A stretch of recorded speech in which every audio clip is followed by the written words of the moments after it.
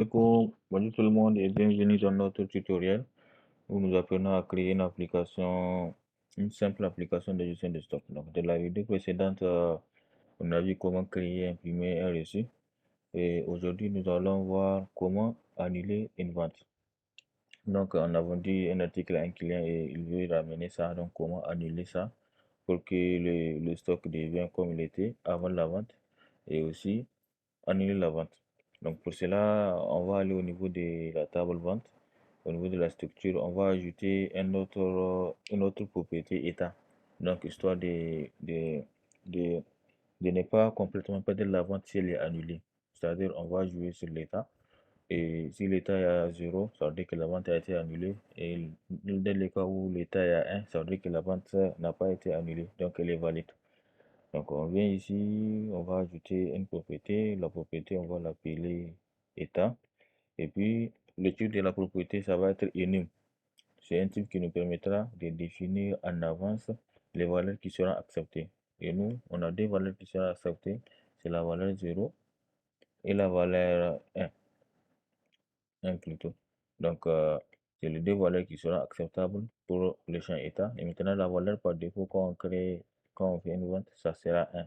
C'est-à-dire par défaut, c'est 1. Maintenant, au besoin, on peut ramener ça à 0 pour annuler la vente. Ok, c'est fait. Maintenant, la prochaine étape, on va essayer d'ajouter un bouton. Un bouton, donc, quand on clique là-dessus, on va annuler la vente. Donc, on vient dans vente et au niveau du tableau, donc, juste à côté du bouton de l'impression, on va ajouter un autre. Donc, on va dupliquer ça. On n'a pas besoin de tout ça là. C'est bon.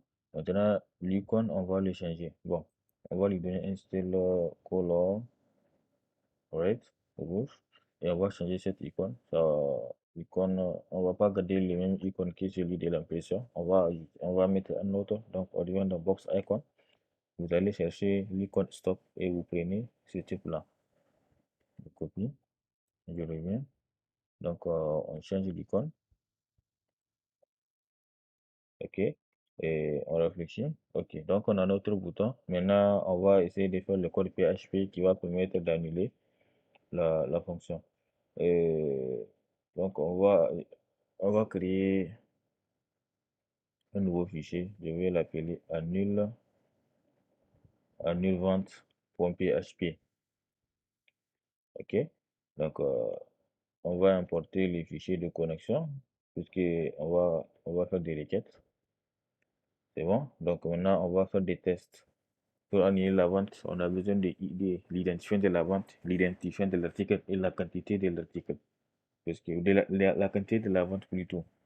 Donc on va tester si ces informations-là ont été envoyées. Ok. Donc if private get ID vente. Donc est-ce qu'on a envoyé ID vente par get? Donc après ID vente et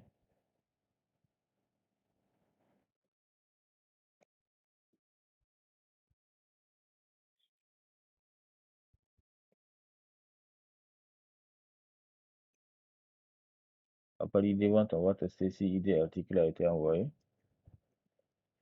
Après ID article, on va tester si la quantité, donc la quantité de la vente a été envoyée. Quantité. Donc on va tester ces trois choses-là. Et c'est bon. Maintenant, s'il vient été envoyé, maintenant on va faire la requête d'annulation. Donc, on va, la première requête, c'est changer l'état. On va dire update. Update, donc, vente. Cet état est égal à point d'interrogation. Ouais, ID est égal à point d'interrogation. Donc, on va essayer de récupérer ce code-là qui nous sera utile. On copie, on vient ici, on colle. Donc, tout ça là, on n'a pas besoin.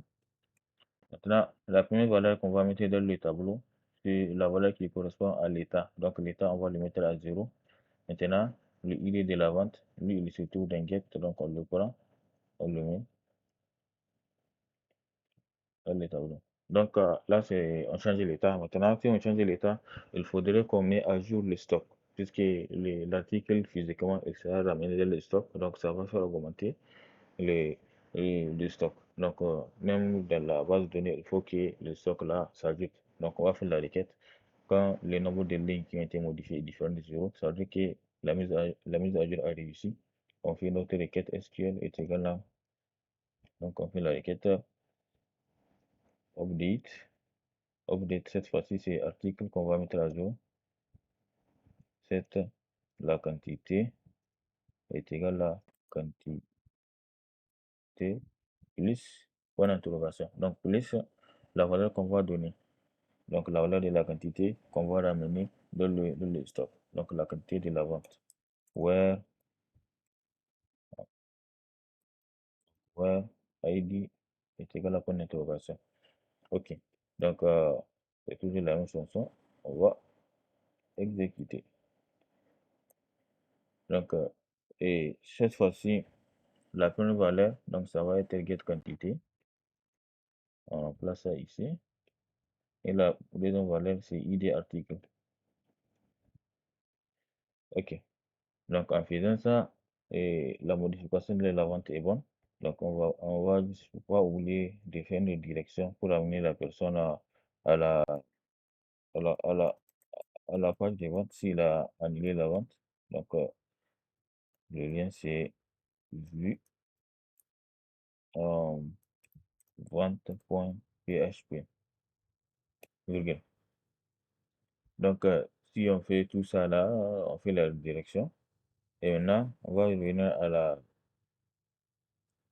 la page vente où nous allons faire un code JavaScript et qui permettra, avant de modifier avant de donner la vente, on affiche une alerte à la personne. Donc, on va créer une fonction. Cette fonction-là, on va l'appeler annule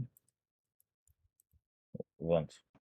Donc, on va mettre les paramètres qui sont nécessaires. Il y a l'ID de la vente qu'on va passer en paramètre, ID article qu'on va passer en paramètre et la quantité de la vente qu'on va passer en paramètre. Et maintenant, on va dire if, donc si confirme, avec ici la personne confirme. Confirme là, ça permettra d'afficher une boîte de dialogue avec un message. On va écrire le message voulez-vous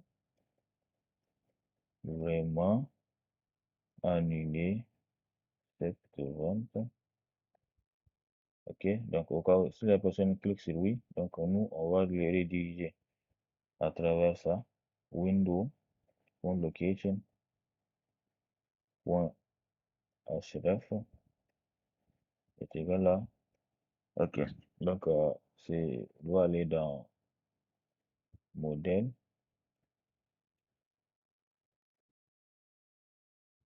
annule vente.php.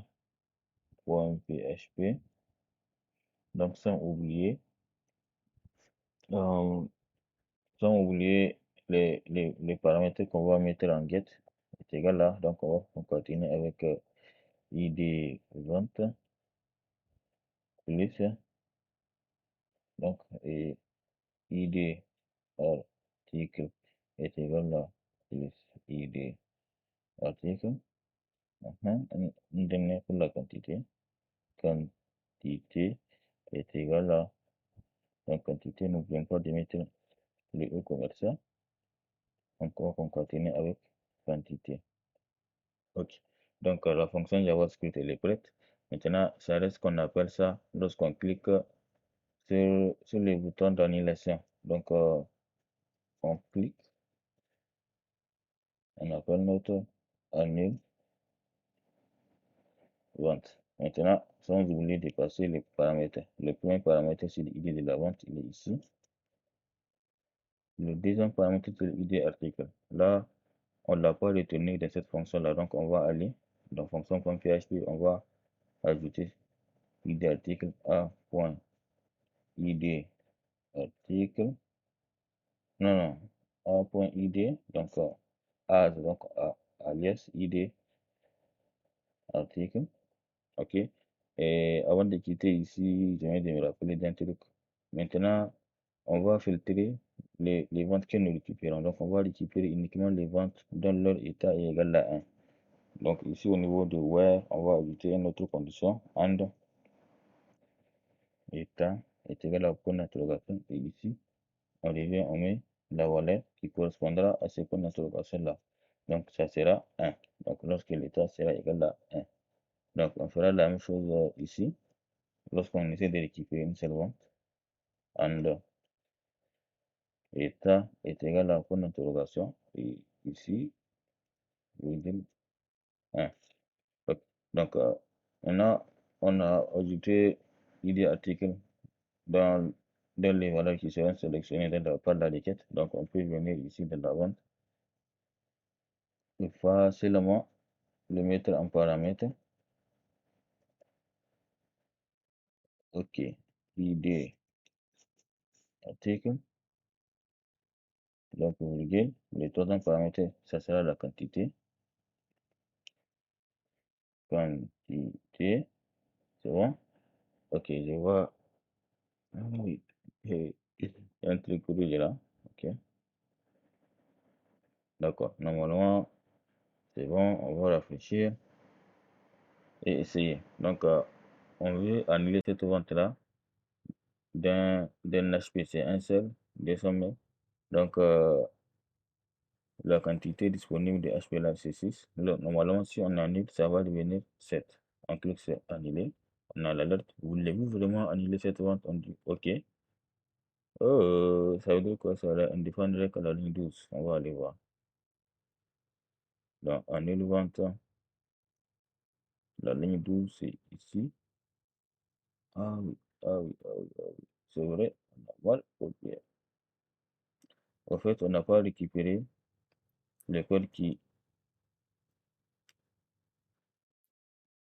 prépare la requête. À chaque fois, il faut qu'on prépare. Donc, c'est pareil ici. On prépare la requête. C'est bon. OK. On revient. On réfléchit.